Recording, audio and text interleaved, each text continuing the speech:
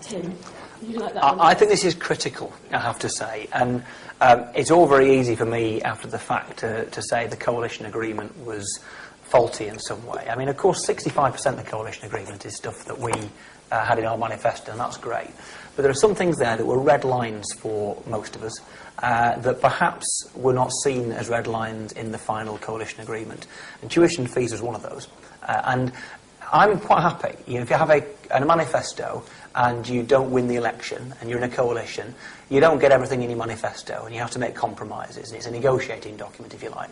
The real problem I have, ignoring for 1 minute the real inequity and simple injustice of tuition fees, never mind increased tuition fees, is the issue of the pledge. I think the difficulty is if you make a promise to do a specific thing, I personally find it hard to reinterpret that as anything other than something you need to kind of go through with. Now, the realities of government make things very difficult, and I completely understand why other colleagues will find a different outcome and will do things differently. But it's why I've said that if the outcome of the Brown report is that we propose an increase in tuition fees, I'll have to vote against it. I feel that I need to do that. I also think it's important for a number of us in the Liberal Democrats to do so, to demonstrate that we were serious about that pledge and that we're still the party that wants to scrap tuition fees. I was at the Scottish Party conference just a couple of weeks ago where they reaffirmed their opposition to tuition fees. And what a wonderful achievement it was in Scotland when we managed to do that, to scrap tuition fees. And as somebody who gets Scottish telly in Cumbria, I can tell you how proud that makes us as Liberal Democrats on the doorstep, the achievement we had up there.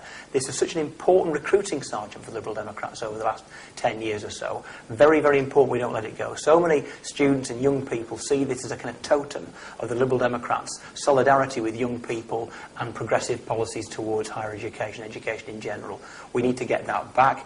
And my step, if you like, my personal response to try and get people to trust us again is that I will vote against any increase in tuition fees. Yeah, I think the President's role in this one is very different. You will find people who, and you know, so we just heard Tim say it, that on principle he will vote against any legislation that lifts the cap on tuition fees because he signed the pledge. But there is another in-principle position, equally principled, I would argue, of people who said, we knew the realities when we voted in favour of the coalition agreement. The coalition agreement basically said if the cap on tuition fees is lifted, the Liberal Democrats will abstain. And they will also say, and we have used our influence in the coalition to fundamentally change what would have been in the Brown report. Had Labour been in government alone, or the Tories in government alone, the Brown report, I think we can all know with confidence, would have said take the cap off and basically let the marketplace sort things out. Maybe Labour would have had the odd mitigation in there, but you didn't hear them talking about that ahead of the election. So it's very clear that the cap would have been lifted.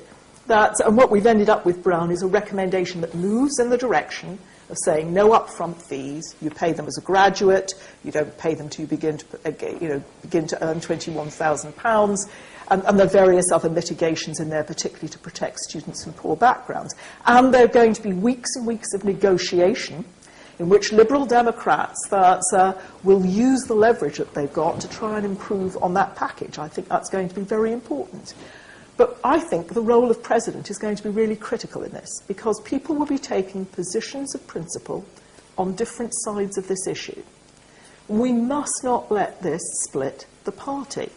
And it will not be the only time as we progress that people will take different positions, each seeing their own particular position as highly principled. Now, in neither case, we're changing party policy.